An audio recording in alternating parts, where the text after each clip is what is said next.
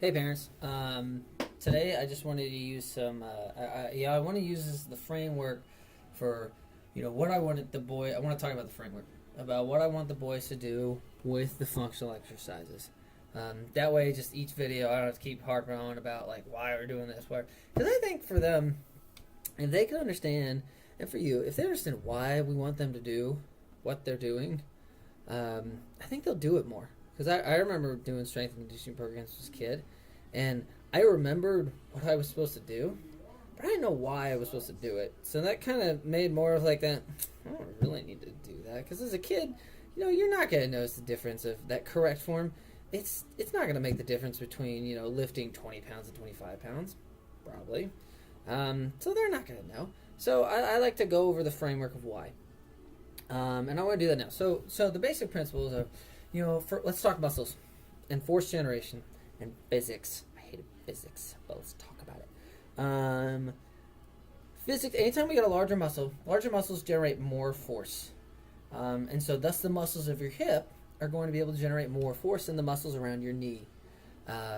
Now, a lot of what we're doing is going to be directing and thinking about that knee.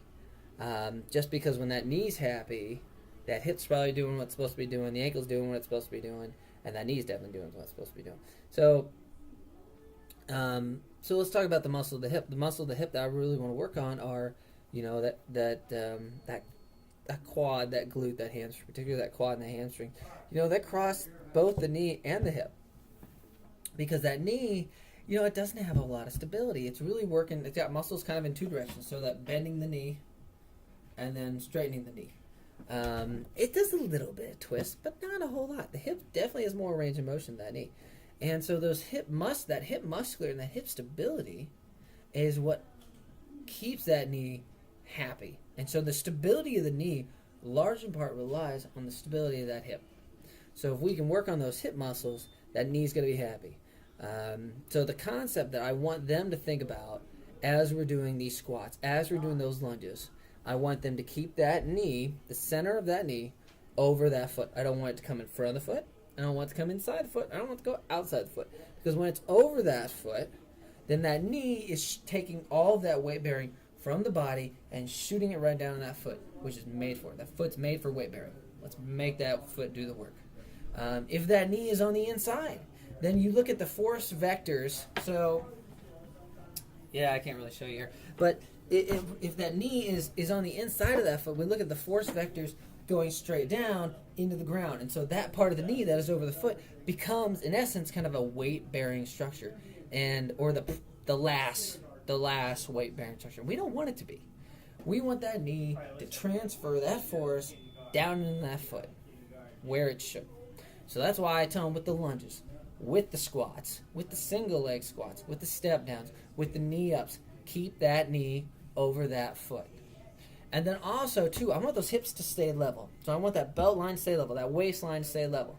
Because if it's not, then we're reaching with that. If you see them reaching with that foot at all, and that waistline isn't staying nice and even, then we're not using those hip stabilizers. So the hip stabilizers are the muscles on the side of the hips. And what you'll see is someone who's walking, and if those those stabilizers are weak, that's gluteus medius. So it's one of your glutes, one of the butt muscles.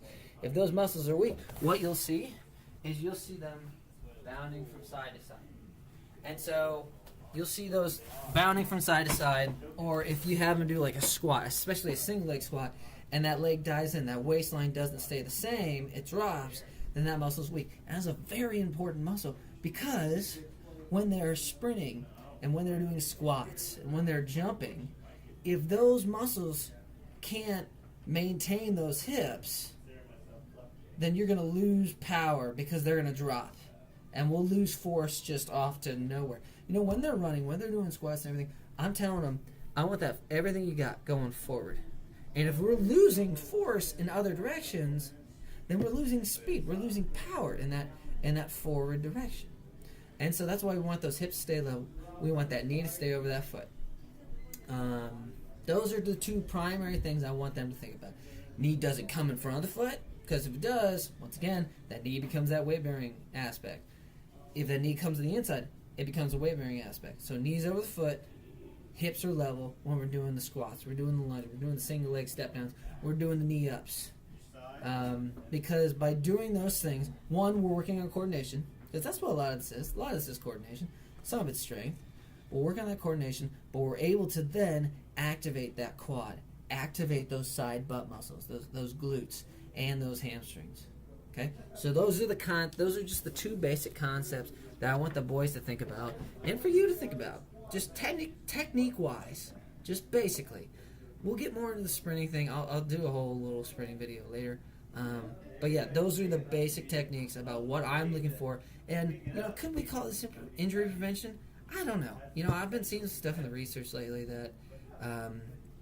that does it help prevent injury? Yes. Because I always think of when your coordination is improved, you're going to have probably less non-contact injuries. Most likely. But I won't bill it as that. I think it definitely helps with that. It helps with their overall coordination. But I won't say it's injury prevention. But at the same time, if you've got a boy who knows how to do a squat compared to one who doesn't, and the one who doesn't is bringing those knees inside, and he's twisting those hips in as we're doing that, you are going to be at more of a risk for, if he's doing that and then jumping up, to putting that ACL or putting those other structures in places that we don't want them to be. So, a little bit of injury prevention, but mostly, I like to think about it just not as much that. So, that's what we got. So, those are the concepts. Sorry, I talked a little bit too